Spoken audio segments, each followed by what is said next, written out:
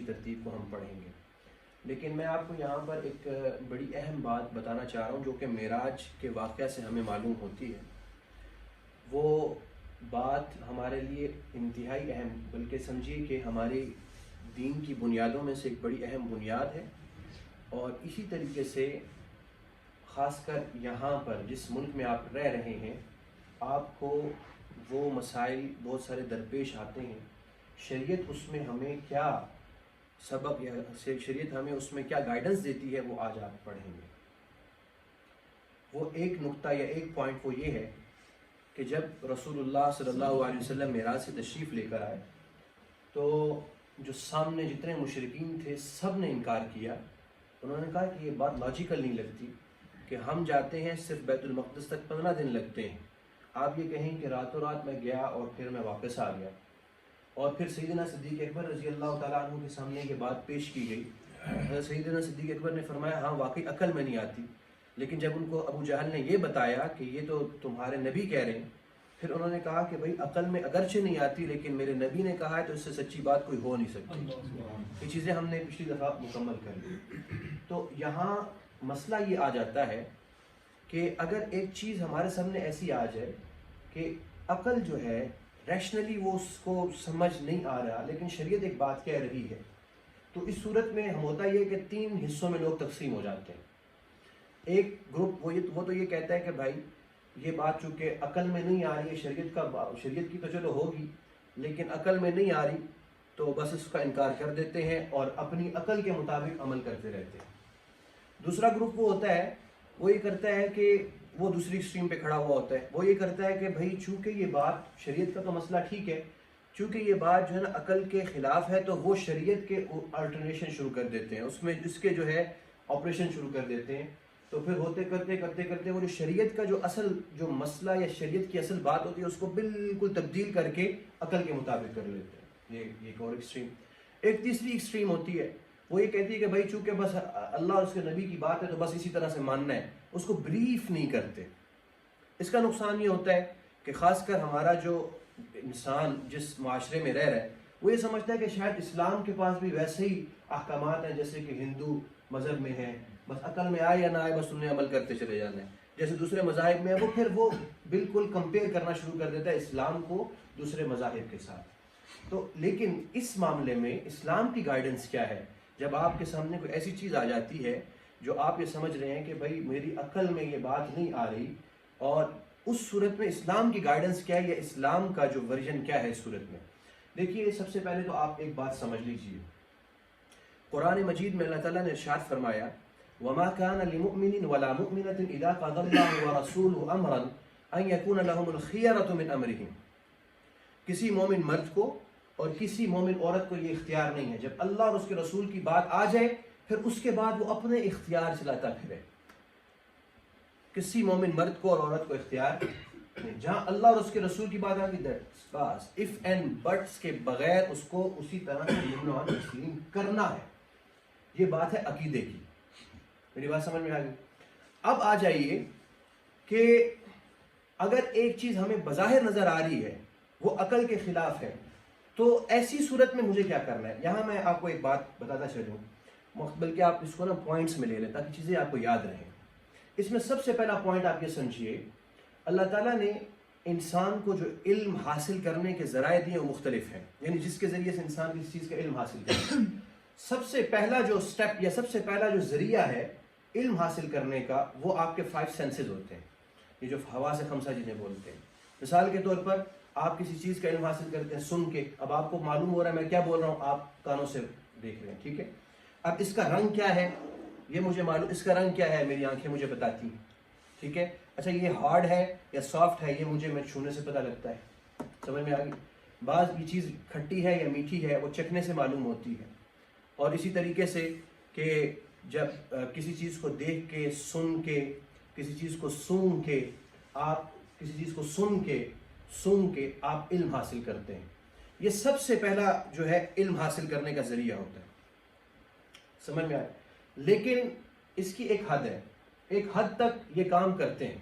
مثال کے طور پر اب میری آنکھیں مجھے بتا تو رہی ہیں میرے سامنے یہ احباب بیٹھے ہوئے ہیں، لیکن دیوار کے پیچھے کیا ہے وہ میری آنکھ نہیں بتا رہی، سمجھ میں آئی؟ اسی طریقے سے میں کسی چیز کو دیکھ کر یہ تو بتا سکتا ہوں، یا کسی چیز کو یہ اس کے ہارڈ ہونے کو تو میں بتا سکتا ہوں، ٹھیک ہے، یا کسی چیز کو ایک حد تک سن کے تو میں بتا سکتا ہوں یہ کیا کہہ رہا ہے، لیکن ایک فاصلہ زیادہ بڑھ جائے تو پھر وہ مجھے سنائی نہیں دیتا، پھر میں کہتا ہوں کہ بھائی تم کیا کہہ رہے ہو، میرے قریب آ کے کہو۔ تو یہ جو علم حاصل کرنے کا جو سب سے پہلا جو ذریعہ ہے، آپ کے جو 5 سینسز یا حواس خمسہ، ان کی ایک حد ہے، اس حد سے آگے پھر کام نہیں کرتے۔ جس جگہ پر جا کر یہ کام چھوڑ دیتے ہیں وہاں پر انسان کو آ کر اس کی عقل تھام لیتی ہے، اور عقل جو ہے اس کو آگے بتاتی ہے، گائیڈنس دیتی ہے۔ مثال کے طور پر یہ میرے سامنے ایک بینچ ہے، اس کو ذرا دیکھیے گا۔ اس کو میں نے دیکھا، اس کو دیکھ کے میں نے کہا یہ وائٹ کلر کا ہے، اس کو پکڑ کے میں نے کہا کہ یہ جو ہے ہارڈ ہے، ٹھیک ہے، یہ مجھے پتہ لگ گیا، لیکن یہ بنا کس طرح ہے، یہ بنایا کس طرح گیا ہے، کس نے بنایا ہے، کیسے بنایا ہے، یہ نہ تو میری آنکھ دیکھ کے بتا سکتی ہے، نہ میں اس کو چھو کر بتا سکتا ہوں۔ یہ میری عقل مجھے بتاتی ہے کہ جس نے بھی بنایا ہے وہ کافی ماہر تھا، اس نے اس کو بڑے اچھے انداز میں بنایا، اب یہ فولڈ بھی ہو جاتا ہے، جگہ بھی کم گھیرتا ہے۔ یہ کون بتا رہا ہے؟ یہ عقل بتا رہی ہے۔ سمجھ میں آ گئی؟ اچھا، یہ تو ہو گیا سیکنڈ سٹیپ۔ اب بسا اوقات ایسا ہوتا ہے، بسا اوقات نہیں بلکہ ایک جگہ پر جا کے عقل بھی کام چھوڑ دیتی ہے۔ عقل جو ہے وہ ڈیفائن نہیں کر پاتی، چیزوں کو وہ پرکھ نہیں سکتی، اور وہ چیزوں میں خلط ملط کرنے لگتی ہے۔ جس طرح سے میں کان سے دیکھنے کی کوشش کروں تو نہیں دیکھ سکتا، اسی طرح چیزوں میں خلط ملط کرنا شروع کر، جہاں پر عقل کام چھوڑتی ہے یا اس کو سمجھ نہیں آ رہی ہوتی، وہاں پہ اللہ کی وحی آ کے انسان کا ہاتھ تھام لیتی ہے، وہاں پر شریعت آ کر انسان کا یہ تھرڈ سٹیپ آ گیا۔ بات سمجھ میں آ گئی نا؟ تھرڈ سٹیپ آ گیا۔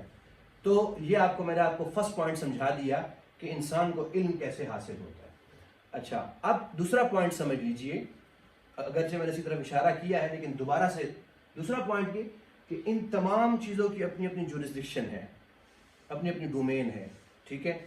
یہاں سے حواس خمسہ آئے، یعنی 5 سینسز آئے، اپنی ڈومین میں کام کر رہے ہیں، جو ہی ڈومین سے باہر نکلے یہ کام ٹرانسفر کر دیا انہوں نے عقل کو، عقل اپنی ڈومین میں کام کر رہی ہے، اپنے ڈومین میں وہ اپنے سارا کام کر رہی ہے، جہاں کوئی معاملہ اس کی ڈومین سے باہر نکلا اس نے ٹرانسفر کر دیا آگے شریعت، اپنی اپنی جورسڈکشن میں کام کرتے ہیں۔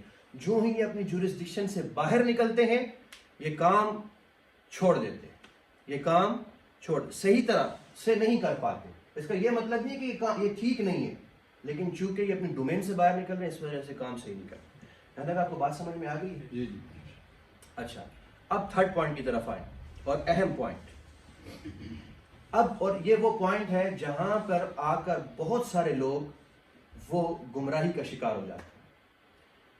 اب اگر میں وہ چیزیں جو عقل میں نہیں آنے والی ان کو میں سمجھنے کی کوشش کروں گا اپنی عقل کے ذریعے، وہی کی چیزیں عقل میں نہیں آنے والی، تو لازمی بات ہے کہ عقل نے خطا کھانی، ٹھیک ہے، عقل نے خطا کھانی۔ اسی وجہ سے آپ دیکھ لیں کہ بہت سارے ایسے فلاسفر ہوتے ہیں، بہت سارے ایسے ایتھیسٹ ہوتے ہیں۔ ایتھیسٹ کا سب سے بڑا مسئلہ یہ ہوتا ہے کہ وہ شریعت کی باتوں کو، اللہ کی باتوں کو عقل کے ذریعے سمجھنے کی کوشش کرتا ہے، اور اس کو جب سمجھ نہیں آ رہی ہوتی تو وہ پھر اس کو نہ صرف اس کا انکار کرتا ہے بلکہ ہر چیز کا انکار کر دیتا ہے۔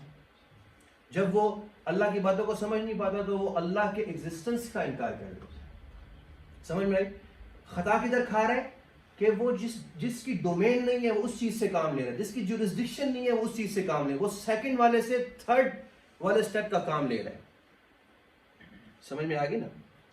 تو یہ سب سے بڑا خطا ہوتی ہے۔ اب یہاں پر یاد رکھیے گا کہ جو چیز عقل میں نہیں آ رہی اور شریعت ایک بات کہہ رہی ہے تو شریعت بالکل درست کہہ رہی ہے، ٹھیک ہے۔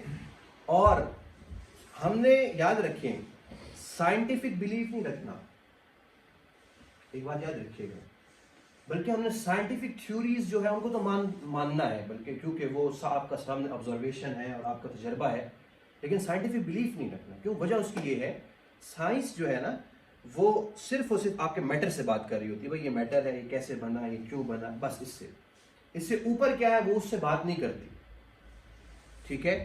تو وہاں پر آ کے شریعت نے کام کرنا ہوتا ہے۔ اس کا ہرگز یہ مطلب نہیں ہے کہ بھائی سائنس جو ہے وہ غلط ہے، یا سائنس آ کے شریعت کے مخالف کھڑی ہو جاتی ہے، یا جو ہے عقل جو ہے یہ ہماری خراب ہو گئی ہے، اس کا ہرگز یہ مطلب نہیں ہے، بلکہ اپنے اپنی ڈومین ہے. اس کو میں آپ ایک مثال کے ذریعے سمجھاؤں تو آپ کو بات زیادہ اچھے طریقے سے سمجھ میں آ جائے گی. آپ کے پاس ایک انگوٹھی ہے سونے کی، آپ ایک جو سنار ہوتا ہے جویلر اس کے پاس لے کر گئے ہیں اور اسے جا کر کہا ہے کہ بھائی یہ انگوٹھی میں بیچنا چاہتا ہوں. سب سے پہلے کام کیا کرتا ہے؟ وہ دیکھتا ہے یہ صحیح ہے. دوسرا کام کیا کرتا ہے؟ اس کا وزن کرتا ہے. ایسے ہی ہے نا، اس کا وزن کرتا ہے. اور اس وزن کے لیے اس کے پاس ایک ڈیجیٹل میٹر ہوتا ہے. کتنا سا ہوتا ہے؟ اتنا بڑا سا، ہاں کتنا، اتنا سا ہوتا ہے، چھوٹا سا. اور اس کے اوپر رکھتا ہے، وہ بالکل ایکوریٹ اس کا وزن بتا دیتا ہے. ایسا ہی ہے نا. اچھا، اب آپ اسی ڈیجیٹل میٹر کو لے کے جائیں، ایزڈا میں لے کر جائیں اور وہاں سے آپ بڑا سا تربوز اٹھائیں، اس کے اوپر رکھیں، اس کے اوپر رکھیں، وہ صحیح بتا سکے گا؟ نہیں. وہ کیا دے گا؟ ایرر. وہ کیا دے گا؟ ایرر دے گا. ٹھیک ہے. اس کا کیا مطلب؟ یہ والا جو ڈیجیٹل میٹر ہے خراب ہے؟ نہیں، اس کا کام نہیں ہے یہ. سمجھ میں آئی نا؟ اس کا یہ کام نہیں ہے، یہ خراب نہیں ہے، یہ اپنی ڈومین میں صحیح کام کر رہا ہے. اس سے آپ ہیرا تولیں، اس سے آپ ہیرے کا وزن کریں، اس سے آپ چاندی کا وزن کریں، گولڈ کا وزن کریں، سلور کا وزن کریں، کچھ بھی کریں، وہ اپنی ڈومین میں کام کرے گا. لیکن اپنی ڈومین سے باہر نکلے گا تو یہ کام صحیح نہیں کرے گا. شریعت الہی بس یہی ہے کہ شریعت الہی، دیکھیں سائنس آپ کو یہ بتا سکتی ہے کہ انسان، عقل یہ بتا سکتی ہے کہ یہ انسان کیسے وجود میں آیا. ٹھیک ہے، وہ یہ بتاتی ہے. لیکن انسان کیوں وجود میں آیا، یہ کوسچن جو ہے یہ شریعت کا ہے.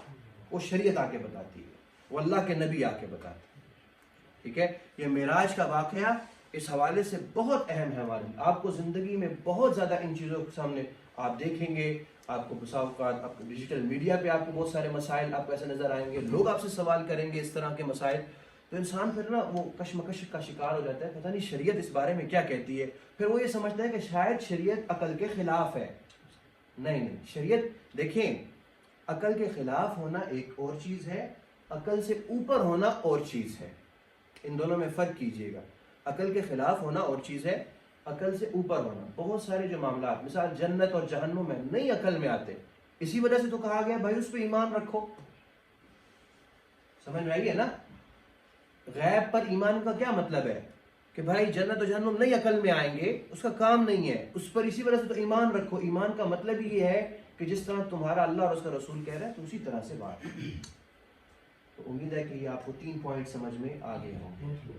ٹھیک ہے. پہلا پوائنٹ اس کا میں ہلکا دوبارہ سے آپ کو ٹچ دے دیتا ہوں.